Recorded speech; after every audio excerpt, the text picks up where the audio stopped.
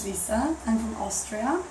I'm 19 years old and I finished school last year and I decided to do a gap year. So I was in London for 6 months as an au pair and I lived with the family and looked after the children, and then I decided to do something else for 2 months, so I ended up in Cape Town.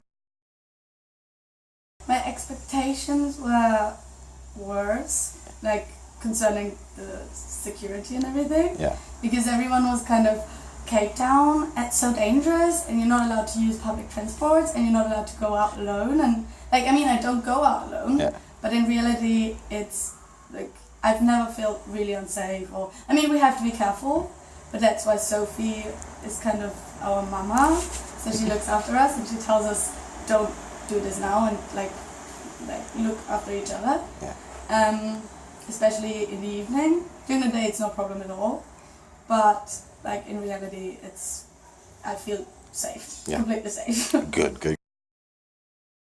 I was 5 weeks at St. Paul's Primary School in Pucab, in a second grade class with 8-year-olds. I really like that, and like I really like working with 8-year-old children because they understood me, they understood English, they like could communicate with me. And I did a little bit of administration work for the teacher, but also like I took a few children out who had problems or who were like too slow for being with the other kids in the class, and I did the like exercises and everything with them, what was really nice. And they kind of, as a volunteer, you're a friend for them. Sometimes they're a little bit afraid of the teacher, of telling them something, or of like they tell you things they will not tell the teachers. So you're kind of a friend, and you have their interval with them, you're sitting on the floor with them, eating your lunch and everything.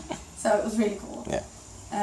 In the last 3 weeks, I was in a township in Mandela Park, in a childcare, with the babies, or like 2-year-olds, 1 to 2-year-olds.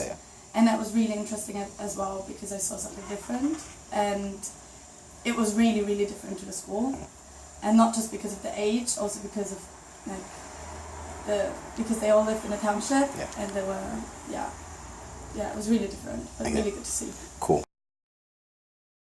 The challenge was sometimes that my teacher just left the room and I was alone with 30 children. But when it first happens, you're like really stressed. You're like, what can I do? I'm not a professional teacher. But after a while, you're just like, the children know you and they respect you, and you know how to interact with the children, and you know how to do it, and then it's no problem at all. Amazing. The hostel life is really cool because you live together with up to 18 other volunteers who are all at their own projects, and you, like in the morning everyone goes to its own project, but then in the afternoon you spend all the time together and you do everything together, and you do the safari together, and you, in the evenings you sit outside and play cards or have a beer and just like, you do everything together. And you find like really good friends from all over the world. And that's amazing. In Cape Town directly, or like, because I did a 3-day safari on the garden route, what was pretty amazing, and I did the bungee jump, what was the best thing I've ever done. I did the shark cage diving, what was really cool, even if the water was really cold, but you forget that because it's like you're in a shock and it's so exciting and everything. That was really cool as well. And we did, Robben Island.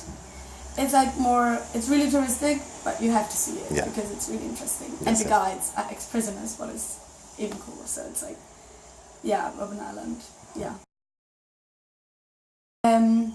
It was kind of difficult, but just because I couldn't decide where I exactly want to go.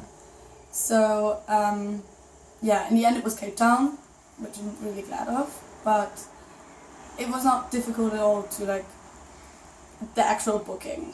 And I had Sahil, which I could talk to all the time, and we emailed a lot, and as soon as I had a question, in the last 2 weeks before my departure, I was like stressed and I need this, do I forget something?